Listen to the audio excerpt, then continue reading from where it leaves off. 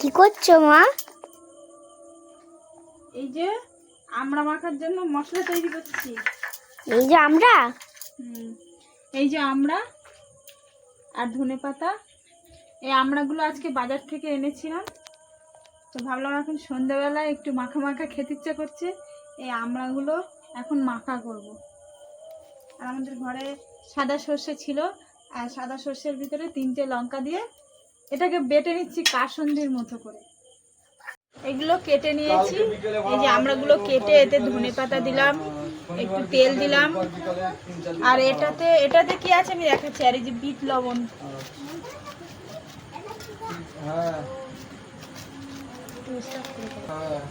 এটা বাটা অনেকটা বেশি হয়ে গেছে।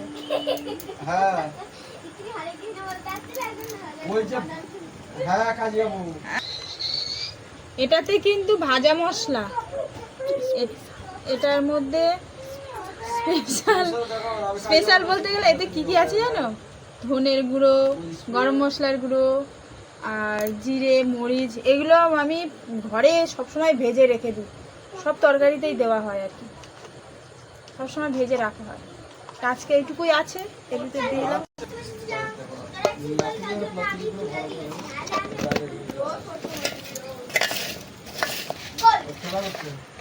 দেখো আমার মাখা হয়ে গেছে। আমি কিন্তু তোমাদের সামনে এক পিস তুলে খাচ্ছি, কেউ রাগ করো না।